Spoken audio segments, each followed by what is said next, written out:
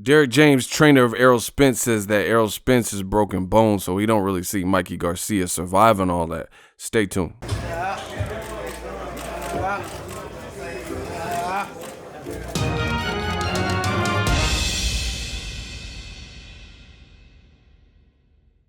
What up, Fight World? It's your boy Ego, and I'm back with some more boxing. Make sure you smash the like button. Also, subscribe to the channel for the latest and greatest in boxing. If you want to become part of the gang, notification gang, please hit the bell icon. Shout out to the super chats, channel donations, the Venmo donations, and the Patreon family.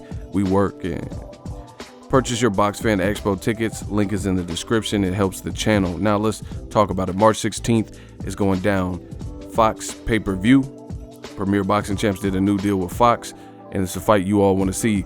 Mikey Garcia versus Errol the True Spence Jr. Now, I just watched a very good interview. Derrick James, trainer of Errol Spence, opened up. Link will be in the description. It's from the Pugilist Company, and Derrick James had a good amount to say. He was very respectful. That's one thing. He looks like he respects Mikey Garcia. He said he's going to watch tape, and he has to watch tape of Mikey Garcia. He's watching recent, more current Mikey Garcia. He said he's not so much worried about what a guy looked like 12 years ago, you know, when they're still developing. So he's watching the more recent Mikey Garcia fights, not necessarily the stuff at the 126 and stuff like that.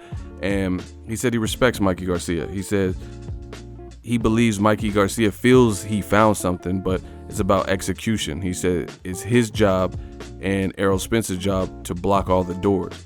You know, these little holes or loopholes, these doors, these exits that Mikey feels he's going to exploit. They got to be ready for it and make sure they don't do that. Now, what you guys seen in the title, Derrick James says, look at my fighter. I don't really see anyone going 12 rounds with him. How are they going to go 12 rounds with him when he's breaking bone? He says, I watch him in sparring and I just don't see anyone really going 12 rounds with him. And obviously I don't know how many people's, you know, but he said some other stuff. He didn't just say the Kell Brook, but that's obviously the one that happened under the bright lights. He went over to Kell. People got to keep this in mind. He went to Kell Brook's backyard of Sheffield, UK, in England, and did that to Kell Brook in a fight that was competitive. Kell Brook came out. See, people keep trying to take away credit from Errol, like, oh, Golovkin ruined him, and he was off the Golovkin loss. But at the end of the day, he was undefeated at welterweight, and it was his decision to move up to middleweight. No one told him to do that. No one expected that. They just wanted to see him fight the Errol Spences, the, you know, Sean Porter rematch, something like that. You know, it didn't have to be a middleweight, but that's the decision he made. He got an injury with Triple G, and then he got another one fighting Errol, because Errol is not the one that you want to be in there with. But people sleep on the fact Kell Brook had some good early rounds, but that showed me what I needed to see early from this was a big moment. This was the first title fight, and Errol put it together. Simply put, he put it together, and he didn't let the moment get too big for him, and he stayed the course and ended up stopping Kell Brook, a welterweight. See, you gotta respect boxing. Golovkin is a big puncher at 160. You're supposed to, a guy who travels up 13 pounds, and you're supposed to be a big puncher at the, you know, at that division where 160 pounders are struggling, right? Then you did what you were supposed to do. You broke down the smaller man. Like, I'm a grown ass man, so if I knock out a 8th grader, 9th grader, I mean, do I get clout for that? Probably not. Difference is Errol Spence, he's a big welterweight, but so is Kell Brook. And Kell Brook was flexing, looked in shape. Arguably, he was bigger than Errol Spence, you know? And Errol Spence, the same outcome, you know? And again, this is after Kell Brook was doing really good in the fight. Early. Shows you that championship stuff. One thing that Derrick James said that I really liked is, he says, I see people are trying to spin this narrative that this is a black versus a Mexican. He said, you could, you know, everyone's free. You can root for whoever you want, but that's not my narrative. That's not what this is. This is good fighter versus good fighter. And I agree wholeheartedly. There's a lot of people who are trying to turn this into a racial thing. Like, you know, I'm not even going to rehash some of the nasty comments that I've seen regarding either side. Y'all got to cut that dumb shit out. First of all, Errol Spence been looking for the smoke. You know, any top level person he's called out. So I don't want to hear, oh, why is he picking on a smaller Mikey, and, you know, these racial innuendos. Same thing with Mikey. There should be nothing anyone's saying. Whether he gets his ass whooped, whether he prevails, whatever the situation is, he's going for the gusto. He feels he needs this. He needs a challenge. He's going to get a good purse. You know, it is what it is. I'm just ready. Salute to the championship mindset of both undefeated fighters. Somebody's has to go. And, you know, in today's boxing standards, it's not often where you always get to see this type of gung-ho mentality when you're talking about two undefeated fighters.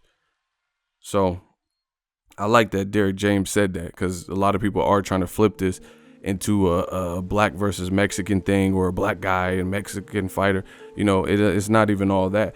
And the thing is, there's a lot of people on both sides that like the other person. Errol Spence, I interviewed him, and I asked him, I was like, man, you vicious to the body. Go look at the interview. I was like, what happened?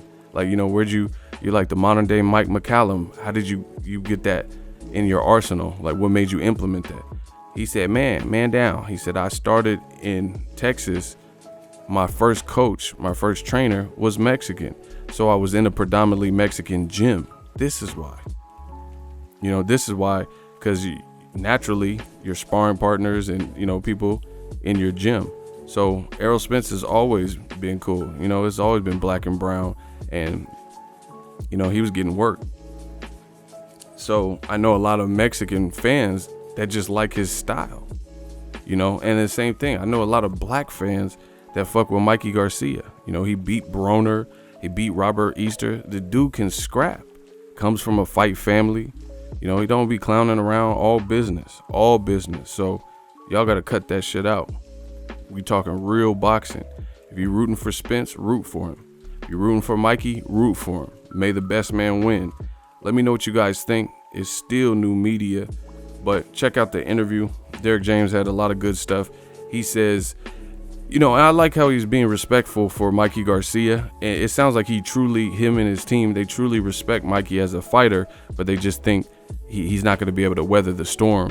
And he says, if he can do it, then he's a true champion, but I just don't see it, because I see this man, I don't see anyone going 12 rounds with him. He's like, you know, I see him in sparring, busting guys up. He said something, it wasn't just the Kell Brook. It didn't sound like it was just the Kell Brook. Derrick James has some intel, you know, because he was saying that guys with broken noses and jaws and stuff. He said he's breaking bones, people.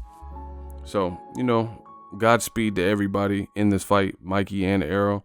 We don't want to see people get, you know, mortally wounded or anything, but hopefully it's a good fight. I believe they're doing a special on Fox, so I'll definitely check that out on the channel. If you like what I'm doing here, hit the subscribe button, smash the like button, share this with a friend, a buddy.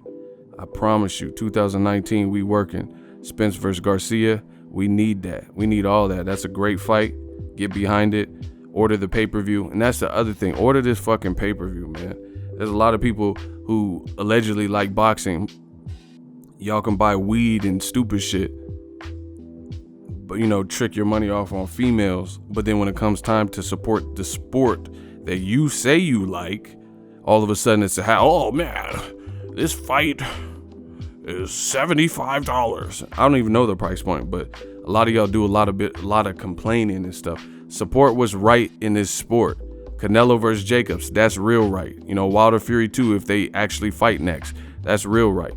Spence versus Garcia is real right.